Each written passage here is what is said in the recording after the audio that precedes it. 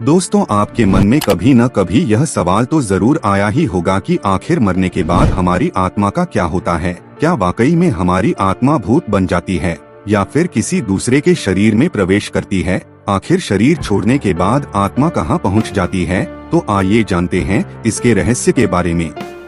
वेद, स्मृति और पुराणों के अनुसार आत्मा की गति और उसके किसी लोक में पहुँचने का वर्णन अलग अलग मिलता है। हम आज पौराणिक मत को जानेंगे, लेकिन सबसे पहले संक्षिप्त में वैदिक मत भी जान ले, जो कि गति के संदर्भ में है। वैदिक ग्रंथ के अनुसार आत्मा 5 तरह के कोश में रहती है: अन्नमय, प्राणमय, मनोमय, विज्ञानमय और आनंदमय। इन्हीं कोशों में रहकर आत्मा जब शरीर छोड़ती है तो मुख्य तौर पर उसकी 3 तरह की गतियां होती हैं: ऊर्ध्व गति, स्थिर गति और अधोगति। इसे ही अक्ति और गति में विभाजित किया गया है। आइए इसके बारे में विस्तार से जानते हैं। ऊर्ध्व गति, इस गति के अंतर्गत व्यक्ति ऊपर के लोक की यात्रा करता है।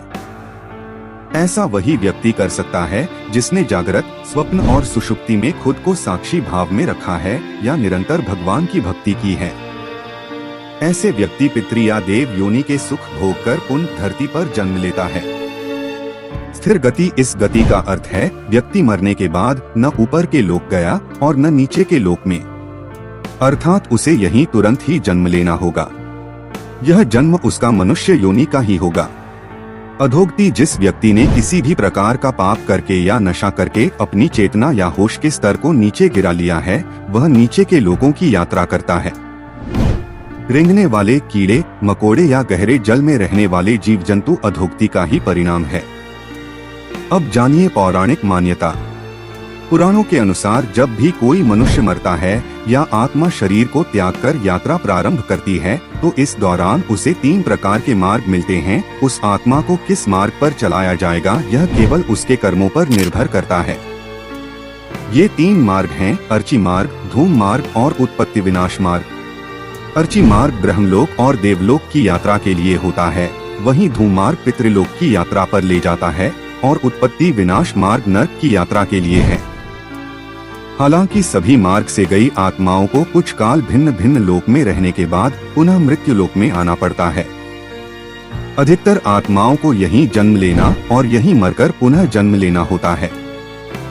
यजुर्वेद में कहा गया है कि शरीर छोड़ने के पश्चात जिन्होंने तप ध्यान किया है वे ब्रह्मलोक चले जाते हैं, अर्थात ब्रह्मलीन हो जाते हैं। कुछ सत्कर्म करने वाले भक्तजन स्वर्ग चले जाते हैं, स्वर्ग अर्थात वे देव बन जाते हैं। राक्षसी कर्म करने वाले कुछ प्रेत योनि में अनंत काल तक भटकते रहते हैं और कुछ पुनः धरती पर जन्म ले लेते हैं। जन्म लेने वालों में भी जरूरी नहीं कि वे मनुष्य योनि में ही जन्म लें। इससे पूर्व ये सभी पितृलोक में रहते हैं, वहीं उनका न्याय होता है। आत्मा 17 दिन तक यात्रा करने के पश्चात 18वें दिन यमपुरी पहुंचती है। गरुड़ पुराण में यमपुरी के इस रास्ते में वैतरणी नदी का उल्लेख मिलता है। वैतरणी नदी विष्ठा और रक्त से भरी हुई होती है। जिसने गाय को दान किया है वह इस वैतरणी नदी को आसानी से पार कर यमलोक पहुंच जाता है, अन्यथा इस नदी में वे डूबते रहते हैं और यमदूत उन्हें निकालकर धक्का देते रहते हैं।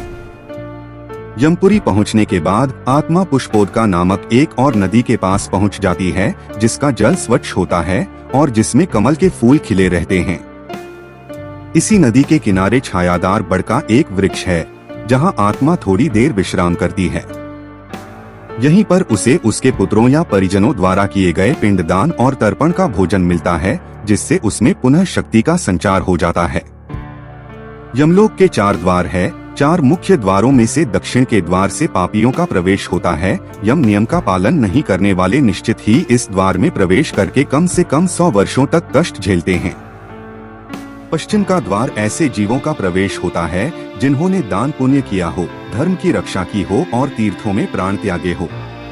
उत्तर के द्वार से वही आत्मा प्रवेश करती है जिसने जीवन में माता पिता की खूब सेवा की हो, हमेशा सत्य बोलता रहा हो और हमेशा मन वचन कर्म से अहिंसक हो। पूर्व के द्वार से उस आत्मा का प्रवेश होता है जो योगी, ऋषि, सिद्ध और संबुद्ध है। इसे स्वर्ग का द्वार कहते हैं। इस द्वार में प्रवेश करते ही आत्मा का गंधर्व, देव, अप्सराएं स्वागत करती हैं। माना जाता है कि जब कोई व्यक्ति मरता है तो सबसे पहले वह गहरी नींद के हालात में ऊपर उठने लगता है और जब उसकी आंखें खुलती हैं तो वह स्वयं की स्थिति को समझ नहीं पाता है। कुछ जो होशवान हैं वे समझ जाते हैं मरने के 12 दिन के बाद यमलोक के लिए उसकी यात्रा शुरू होती है। वह हवा में स्वतः ही उठता जाता है। जहाँ रुकावट होती है वहीं उसे यमदूत नजर आते हैं जो उसे ऊपर की ओर गमन कराते हैं। आत्माओं के मरने की दिशा उसके कर्म और मरने की तिथि अनुसार तय होती है। जैसे किसी ने कृष्ण पक्ष में देह छोड़ दी है तो उस काल में दक्षिण और उसके पास के द्वार खुले होते हैं, लेकिन यदि शुक्ल में देह छोड़ी है तो उत्तर और उसके आसपास के द्वार खुले होते हैं। लेकिन तब कोई नियम काम नहीं करता, जबकि व्यक्ति पाप से भरा हो शुक्ल में मरकर भी वह दक्षिण दिशा में गमन करता है। इसके अलावा उत्तरायण और दक्षिणायन सबसे ज्यादा महत्व होता है। उत्तरायण में मरने वाले व्यक्ति 4 द्वारों, 7 तोरणों तथा पुष्पोदका, वैवस्वती आदि सुरमय नदियों से पूर्ण अपनी पुरी में पूर्व, पश्चिम तथा उत्तर के द्वार से प्रविष्ट होने वाले पुण्यात्मा को भगवान विष्णु के दर्शन होते हैं, जो शंख, चक्र, गदा, पद्मधारी, चतुर्भुज, नीलाभ रूप में अपने महाप्रसाद में रत्नासन पर दर्शन देते हैं। ऐसी शुभ आत्मा स्वर्ग का अनुभव करती है और उसे शांति व स्थिरता मिलती है। स्वर्ग में रहने के पश्चात वह किसी अच्छे समय में पुनः अच्छे कुल और स्थान में जन्म लेती है। दक्षिणायन में मरने वाले जो लोग पापी और अधर्मी हैं, जिन्होंने जीवन भर शराब, मांस और स्त्री गमन के अलावा कुछ नहीं किया, जिन्होंने धर्म का अपमान किया और जिन्होंने कभी भी धर्म के लिए पुण्य का कोई कार्य नहीं किया, वे मरने के बाद स्वतः ही दक्षिण दिशा की ओर खींच लिए जाते हैं। ऐसे पापियों को सबसे पहले तप्त लौह द्वार तथा पूय, शोणित एवं क्रूर पशुओं से पूर्ण वैतरणी नदी पार करना होती है।